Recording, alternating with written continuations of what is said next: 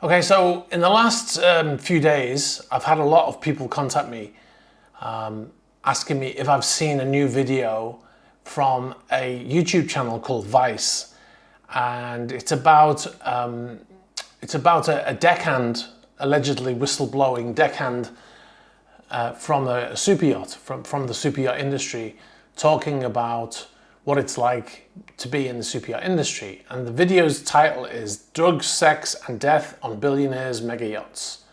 And it's one of their Informer series. So what I thought I'd do is I would play the video here. What I would recommend is, if you haven't seen the video, I've linked it below.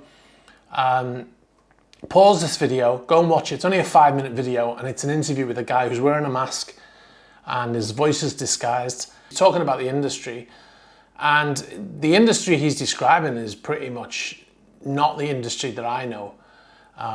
But what I wanted to do is I wanted to address each point that he makes in the video, and then I will reply to it here.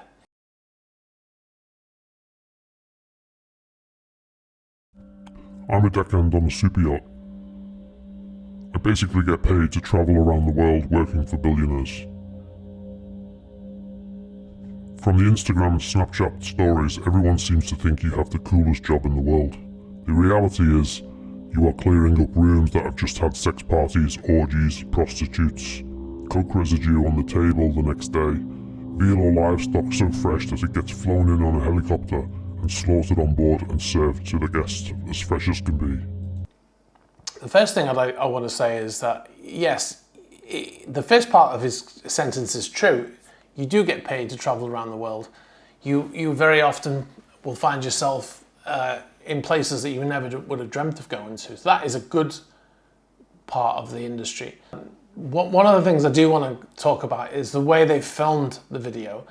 They've put him in a room which is completely dark, and they've put one light on him and sat him in an empty room on a seat, like an interrogation, and he's wearing a mask, and then they've disguised his voice. So immediately, the impression that the viewer is getting, without even hearing what he has to say, is one of sort of nefarious behavior. You know, like he's an informer of some sort of, you know, like it's the same kind of style that they would do if that was a member of the Taliban who was informing on the other members of the Taliban, or you know, somebody who'd worked for the mafia who was become an informer. But the fact is, he's a deckhand who works on a super yacht, and you know, he cleans the yacht on a day-to-day basis and does the deckhand duties on a super yacht. So it's not the same thing, but they filmed it as if he's this, he's escaped from North Korea and he fears for his life, so he's wearing a mask. If the industry is as bad as he says, why is he still in it? Why doesn't he leave and go do something else? Anyway. Unfortunately, it can sometimes get a bit seedy, a bit creepy, with drunk people who think they can do whatever they want. These owners, these millionaires, these billionaires, they're incredibly powerful people, and a lot of the time they can get their own way. Drug smuggling can go on in the industry.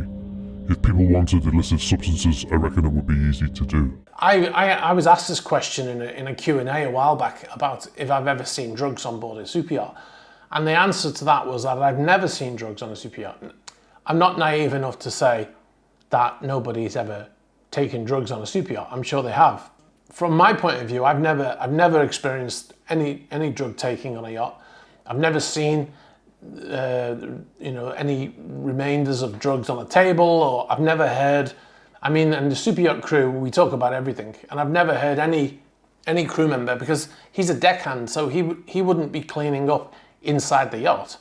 The only cleaning up he would have to do would be outside the yacht. They clean down the hull every day. He's not necessarily going to be cleaning the tables and stuff like that. That's the interior job. So he is most likely, the stories he's telling here are mostly what he's been told by other people.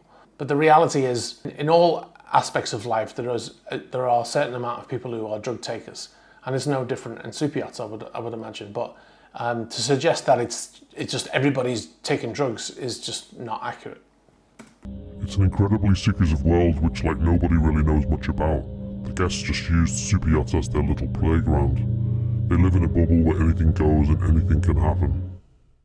So he says that they use a yacht as their little playground where they think that anything goes. Well, that is a good description of a super yacht owner. He lives in his own bubble. Yes, very true. And he can do whatever he wants on his yacht. Yes, he can do pretty much whatever he wants. He can order whatever food he wants. He can bring in prostitutes if he wants. He can do whatever he wants within the constraints of the law. And I say that because, there is a full crew there that if he was doing anything that was, that was pretty bad, then someone will be informing on him. So the idea that he can do whatever he wants without limitation is just, it's very dramatic for the video, but it's not based on any truth. You do always secretly know that the people you're working for haven't always done the best things in their lives. I've received job offers from the owner of a boat who is one of the most notoriously corrupt people on the planet. And during the job interview, the chief officer actually asked me, am I morally okay who this person is and what he's done? Well, at that point, it's simply, he can just say, no, I'm not happy to work for that person, and then he can walk away, right? Now, if he decided to work for that person, then that's his decision. There are people who own super yachts who are not the nicest people in the world, but that's where your choice comes in. And from that example, he clearly was asked if he wanted to work for that person. The expectations of the guests are pretty much whatever they ask for. We can deliver to them. And as the day tends to go on, the more alcohol gets consumed, their expectations go up and our ability to deliver goes down. Sexual harassment definitely goes on in the industry. You do hear quite a few stories which make the hair on the back of your neck stand up. Now, this guy worked on charter yacht. So on a charter yacht, it can be, obviously every week you've got different crowd of people coming on. So working on a full-time charter yacht, you are experiencing, it's almost like experiencing multiple owners in a short space of time, right? So if he worked on a super yacht for 3 months, then he would experience, and it's a weekly charter, then he would experience an awful lot of people in that time. Whereas when you work for a super yacht who does not charter the vessel, then you're working for the same person. So you get to know that person over time, you get to know what they like, what they don't like, you know how to set the systems up on board for when they arrive, you know, if, for instance, if they want to watch football, you know which channels and stuff like that. With charter guests, it's a bit different because the charter guests are not typically yacht owners, right? That's why they're chartering a yacht. So they can be people who are wealthy, but not as wealthy maybe as the person who owns the vessel. And I would imagine that people who are on holiday, going based on what I've seen myself in my life, people who are on holiday generally behave quite poorly when they've had a few drinks. So I can imagine that he's seen some stuff during those periods. But that is not reflective of the super yacht industry as a whole, or the super yacht owners as a whole, should I say. Because the owner does not generally behave as crazy as somebody who's chartering a vessel for a week. Because they want to make the most of that week, right? Oh, another thing is he says that sexual harassment goes on in the industry, and he says that some of the stories you hear can make the hairs on the back of your neck stand up. That's true of anywhere. I've heard stories in my time of people being sexually harassed, but they are ultimately stories told by somebody else. So what he's doing is he's referring third-party stories, and he's talking about them like he was involved in them. So that's a little bit, I mean, you know, everybody gets told stories, right? Especially when people have been drinking, the stories get a bit more embellished, if you like. So not every story you hear from somebody who works on a yacht is true. I mean, and like I said, he's telling third-party stories there as his own. There is a sexual element to the job, 100%. It's a very superficial industry that a lot of boats only hire on the way you look, what size you are or what dress size you are, etc. And that is true, especially for the interior. The majority of the interior staff, the stewardesses and the housekeeping, are female. So he wants to be surrounded by women that he likes the look of, right? And there's nothing wrong with that. And there's a lot of people that will probably be offended by that. That all people should have the same opportunities. The reality is, if you're the owner of a vessel and you have to crew that vessel and you're going to be served by all these people, you don't want to be looking at people that you don't like the look of, right? And that, it might sound sexist or whatever you want to call it, but it's the reality. What a lot of yachts do is when you get a job on a yacht, or when you're applying for a job, they ask for your measurements, and that's because they've got to supply you with a uniform. And if you don't meet the normal criteria of a crew member, then they have to order uniform. So when you arrive on board, they already have it. And that happens to me quite a lot because I'm a very tall person, and I'm quite a big person. So I generally struggle to get uniform for me. So the last thing they want is for me to turn up to start work, and then they don't have any shoes for me, or they don't have any trousers or shorts or whatever, and then I have to walk around. And this has happened to me, and I've walked around in my own jeans for 3 days. They need to get your uniform sorted before you arrive. I think they can forget that you're here to work. You're not here to be violated in any way. The victims of these cases are paid off. They're told to keep their mouths shut in order to get bonuses or perks. It gives people this right to think that they can get away with anything. If that does happen, if that's true, and somebody's being sexually harassed and then given money to keep it quiet, that's ultimately up to them whether they do that or not, right? So if that person doesn't want to keep it quiet, then they can go to the authorities, they can go to, tribunal or whatever.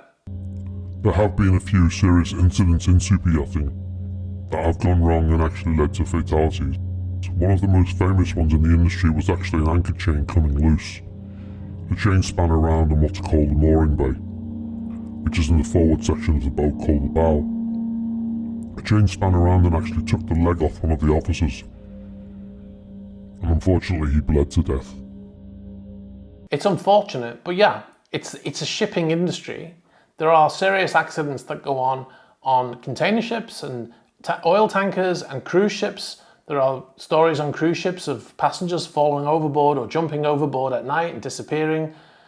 And this story he's telling now, this was on a vessel called Ocean Victory, and a young bridge officer was killed by an anchor chain because of a failed brake on the anchor. Yeah, it does happen, but it's not nefarious. It's an unfortunate accident that happened. I've worked with people subsequently who worked on that vessel at the time of the accident and were there on the day, and they talked about it, and it was a tragic accident. But again, in this video, they're making it sound like it's some sort of it's as a result of things not being done correctly or something like that. And with the music and with the mask, they make it sound much more nefarious than it is. And it's just the reality is it's an unfortunate accident. They happen everywhere. There are car accidents, there are plane accidents. It does not reflect the industry as a whole as being, oh, well, this is because of, we're not doing our jobs properly. Basically, you've just got to stay really switched on at all times, which can be a big reason why working in the industry can make you feel so tired and run down. Yes, when you're operating machinery, you need to stay switched on all times. That is pretty standard. I did a pretty long stint working on a charter boat. It was nearly 130 days of seasoned back-to-back charters, and within that time we only had 1 day off. Charter boats are known throughout the industry for being the hardest working boats because of that nature, because you set up the boat, the people come on for a week, they party, they leave, you clean up the boat, you get it ready very quickly for the next charter starts. And that's how it goes on. However, what he didn't say in this video is the people who work on charter boats are some of the wealthiest people that work in the industry, because they get bonuses of up to and over 4,000 to 5,000 euros per week, depending on the type of charter. Because the way it works is the money that goes onto the vessel, that is for fuel and food and all the things that those people need while they're on the charter, when that charter finishes, whatever money's left over is equally divided amongst the crew on most charter yachts. Some charter yachts do it differently. But I've heard stories of deckhands wearing Rolexes whilst working, and one guy dropped his Rolex over the side of the boat into the water, disappeared, and the guy said, "Oh man, you've lost your Rolex." He goes, "Oh, that's okay, I'll just buy another one." So the guy was so wealthy, he didn't even blink at losing a €2,000-3,000 Rolex watch. I've worked long stints because of the job that I do on board. I've worked I've worked 3 to 4 months, and I've only had one day off like him. And because there's only one of me on board at any time, and I have to be there every day when the boss is on board. So I don't get days off. So yeah, that is part of the industry, and it's hard. But you know, if you don't like it, you can always leave, right? At the end of that, when I actually left the boat, I felt like I was ready to leave the industry because it was just killing me essentially. But obviously he didn't, right? He's still in the industry and he's wearing a mask and disguising his voice. The reason that we're so busy is because obviously we only have a certain number of crew cabins on board. You're always in a cabin of 2, if not 4 on the bigger boats, and if not 6 on the super large ones. Now I've never heard of a boat. The most I've ever heard of a boat having in one cabin is 3 people. And one of the boats I worked on, they had 3 berth cabins, but they were big cabins, and they had big bathrooms, and there was enough space for the 3 people. And yeah, it sucks to be in a cabin with 2 other people. And I've been in those cabins, but that's part of the job, right? It's like, I mean, it's a good job he was not in the military. If you go into a naval vessel, anybody who's watching this who was in the Navy, they can have 6 to 12 more people in. It's not even a cabin, it's like a room full of bunks. So they would love to be in a cabin with just 2 other people and its own bathroom. So a lot of those Navy vessels have communal bathrooms. And some of the Royal Navy submarines, until fairly recently, they were hot bunking. That means that you don't even have your own bed. So what would happen is because you're working 12-hour shifts, there's 2 people on board that do your job, which you rotate with. So when you're working, he's off, and when you're off, he's working, and you shared the same bed. So at the base of the bed, there was a cupboard, and you would take your duvet and your sheets and your pillows, and you would put them into that thing in the morning, and he would take his out, and he would sleep on that bed. Hot bunking. They don't do it anymore, apparently, since they got the bigger subs. But I don't know of any super yacht that has more than 3 people in one cabin. If you're watching and you work in the industry and you know of a vessel that carries more than 3, please get in touch and let me know which ones, because I don't know of any. Also, the big yachts, the LY3 yachts, which is the legislation, from all new yachts built moving forward since about 4 years ago, they're not allowed to put more than 2 people in a cabin. And all the cabins have to have natural daylight as well. So they all have to be outside cabins, as they call them. So there's none inside or below the waterline. So that's legislation that's prevented that. So if there are any boats with more than 2 people in, they're not making them anymore. They're not allowed to. Cabin fever is definitely a real thing. You can feel cooped up like a caged animal sometimes. Personal space becomes a serious issue. I don't understand how he gets cabin fever if he's so busy, because he says he's working so many hours with very little sleep. Now, the only time I've ever experienced cabin fever is if I had time off when the vessel was at sea. And because the owner's on board, I can't go up on the upper decks, so I couldn't go anywhere except to the gym and to the mess, and maybe the crew lounge. So I ended up lying on my bunk, and then I did feel like I had cabin fever. But if you are as busy as this guy makes out he was, then how's he getting cabin fever? Because all you're doing is working all day, eating, and then going back to your cabin to sleep, and then get up the next day. So, yeah. Working in yachting definitely teaches you a lot of mental fortitude.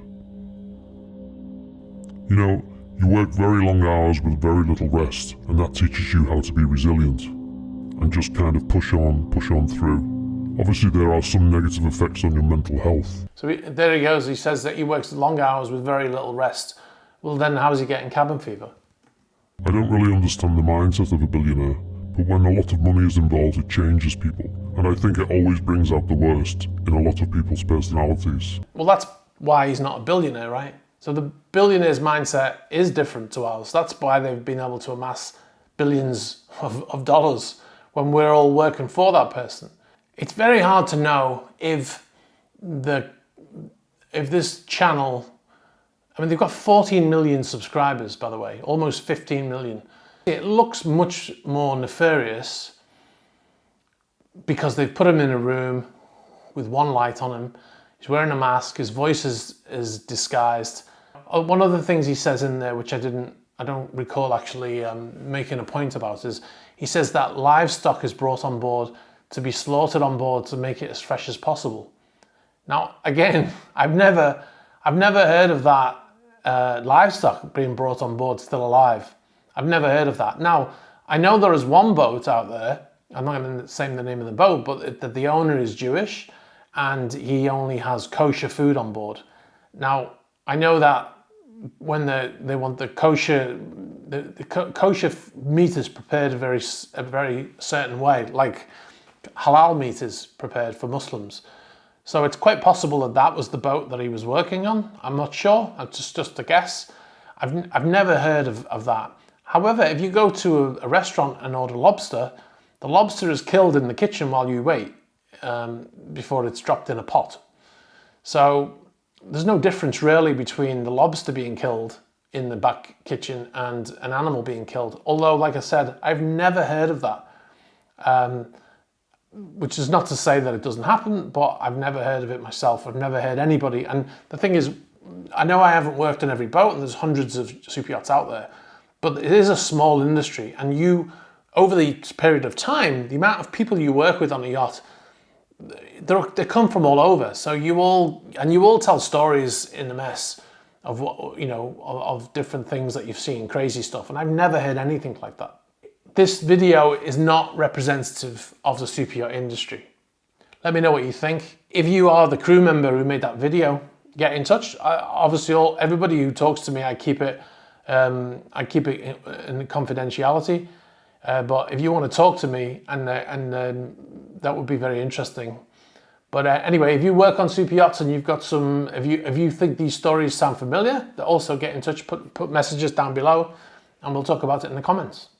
All right, guys, thanks very much for watching, and I'll catch you next time.